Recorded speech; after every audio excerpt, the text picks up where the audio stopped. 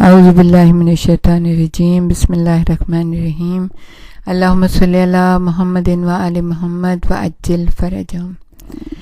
شہزادی فاطمہ زہرا کی صاحبزادی زینب بنت علی، ان کے محبت انس جناب رسول خدا سے جو ان کو تھا، اور آپ صلی اللہ علیہ وآلہ وسلم جس طرح اس بچی سے محبت کرتے تھے اس کے بارے میں تھوڑا سا بتائیں کہ رسول اکرم صلی اللہ علیہ وآلہ وسلم ایک سفر سے واپس لوٹے تو اطلاع پائی کہ آپ کی صاحبزادی سیدہ فاطمہ زہرا سلام اللہ علیہ کے ایک بیٹی تشریف لائی ہے۔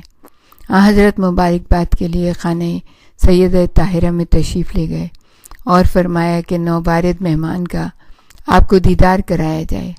پر شہزادی کو رسول خدا کے حضور پیش کیا گیا۔ حضرت نے نومولود بچی کو آغوش مبارک میں لیا، اپنا چہرہ مبارک ان کے چہرے پر رکھا اور اس بچی کا نام زینب تجویز کیا۔ نام رکھنے کے بعد حضرت قدر غمناک ہو گئے۔ ایسا معلوم ہوتا تھا گویا سیدہ زینب کی آئندہ پرز مصائب زندگی کا نقشہ حضرت کی آنکھوں میں پھر گیا۔ اچانک حضرت گریہ فرمانے لگے۔ جب وجہ گریہ پوچھی گئی تو حضرت نے جناب سیدہ سے فرمایا، میری اور آپ کی وفات کے بعد یہ بیٹی بے انتہا شدائد اور مصائب سے دوچار ہوگی، اور یہی میرے گریہ کا سبب ہے۔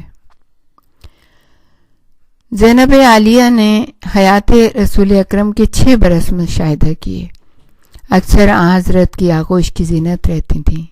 حضرت ثانیہ زہرا سے بے انتہا محبت کرتے تھے، کیونکہ ایک تو وہ سیدہ فاطمہ زہرا علیہ السلام کی نور نظر تھیں، دوسرے ان سے دختر ربیہ رسول کی یاد تازہ ہو جاتی تھی، جو کہ جناب ام سلمہ کی بیٹی تھیں اور تھوڑا عرصے قبل ہی فوت ہوئی تھیں۔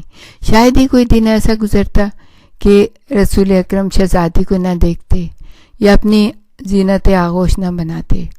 نواسی کی بچپن کی پیاری پیاری باتیں جو کبھی سمجھ بوجھ اور عقل و دانش سے خالی نہ ہوتی، اور جن کو حضرت دوسروں کے سامنے دہرایا کرتے تھے، حضرت کی بہت زیادہ خوشی اور پیار کا باعث بنتی۔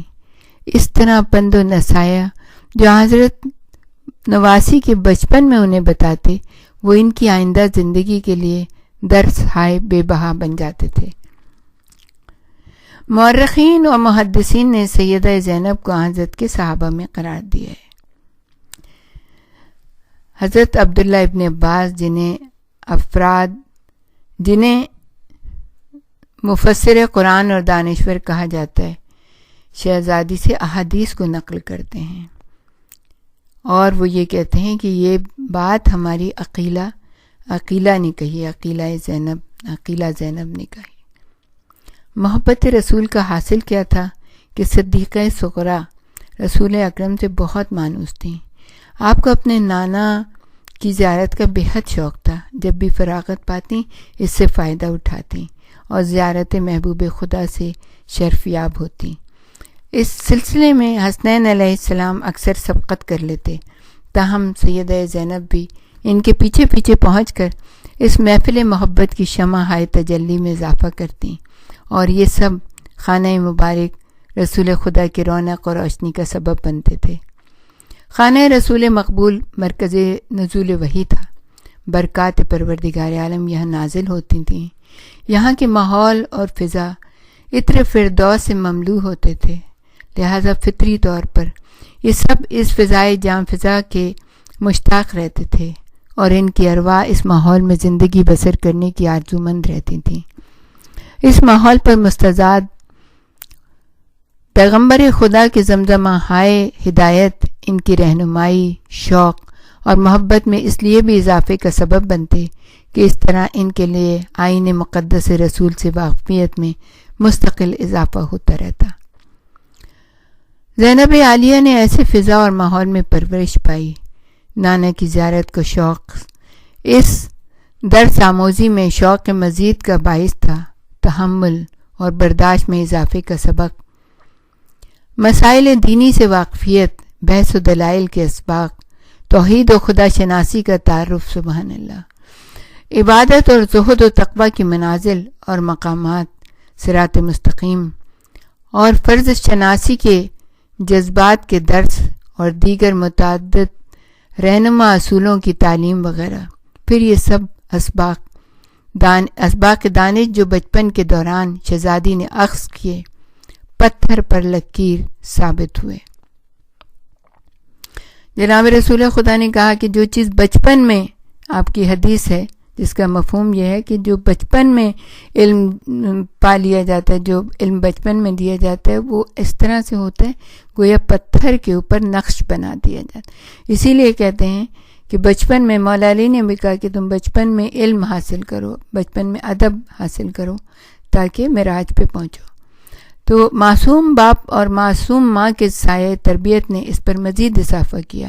پھر حسن و حسین علیہ السلام جیسے عظیم بھائیوں کی محبت اور ہمراہی نے ان کیفیات کو اور آگے بڑھایا کہ ثانیہ زہرا ان سب حضرات کی آنکھوں کا نور اور ایسی کامیاب اور عظیم ہستی بن گئیں کہ اس تمام عقل و دانش کے آثار ہم آپ کی آئندہ زندگی میں ہر لحظہ دیکھ سکتے ہیں۔ آپ کی عظمت کے یہی آثار ہمیں واقعات روز عاشورہ اور اس کے بعد کے حالات میں جگہ جگہ نظر آتے ہیں۔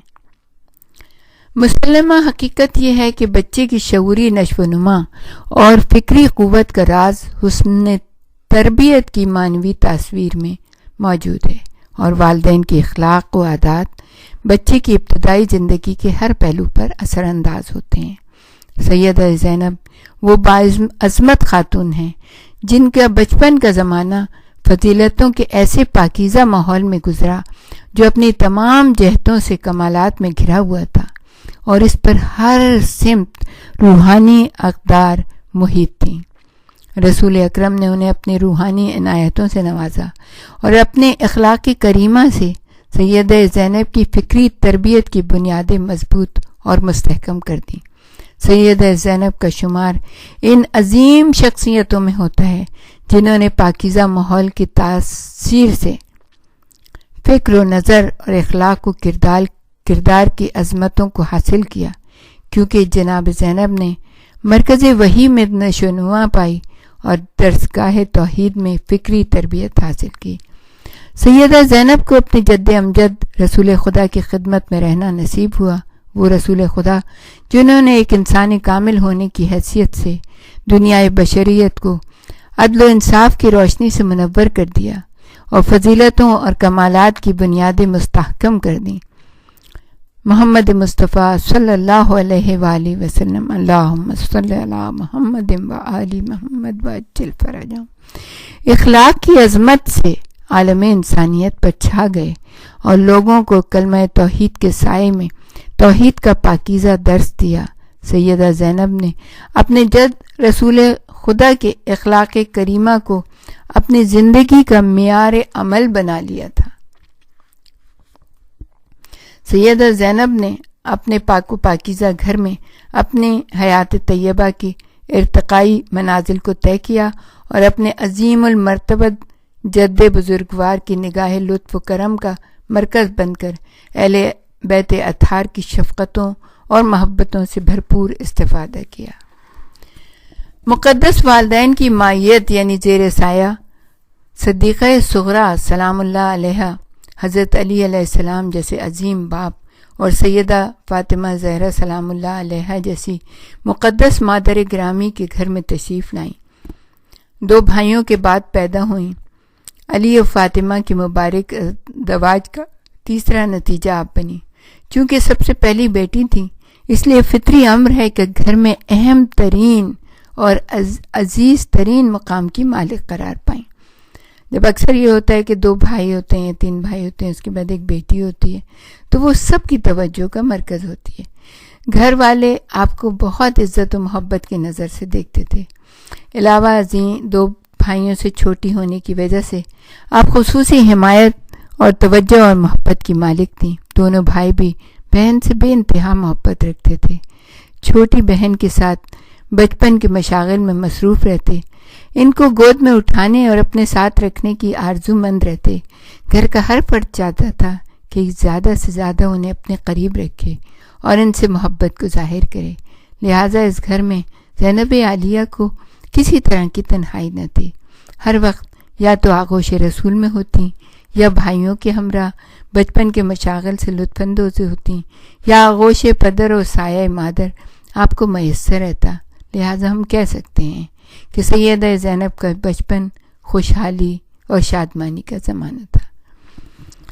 مادر اقدس کے زیر سایہ پیدائش کے بعد پرورش کا زمانہ کیسا گزرا؟ شیرخواری کے دوران بھی اپنی عظیم ماں سے نگاہ رموز آمیز کا تبادلہ کرتی رہتی تھیں.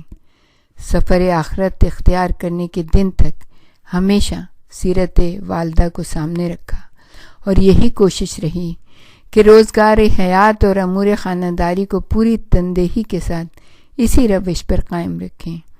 بچپن کے اختتام تک لڑکپن کی تمام باتوں میں اپنی والدہ محترمہ کی پیروی کرتی اور ان کی ہم سخن رہیں. گفتگو بھی انہی کی زبان میں سیکھی.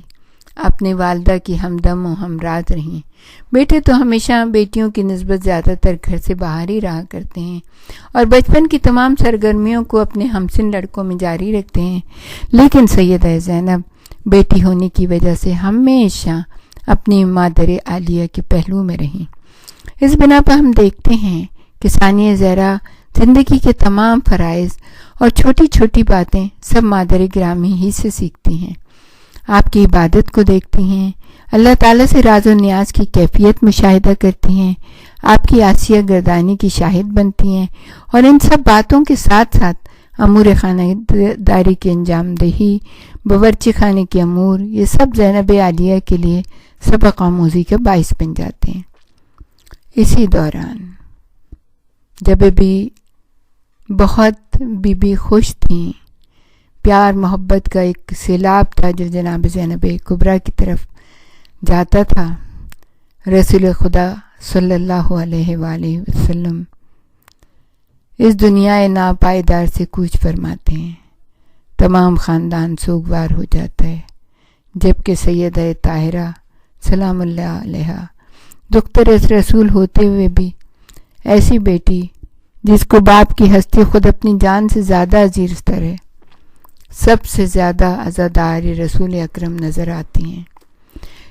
اس زمانے میں زینب عالیہ ہی وہ شخصیت ہیں جو سب سے زیادہ گھر ہو یا باہر، حتیٰ کہ اپنے والدہ مکرمہ کے بیت الحزن میں بھی نہ صرف ان کی اشک فشانی کی سب سے بڑی شاہد ہیں، بلکہ کسی وقت ان کی تسلی کا اہتمام بھی کرتی ہیں.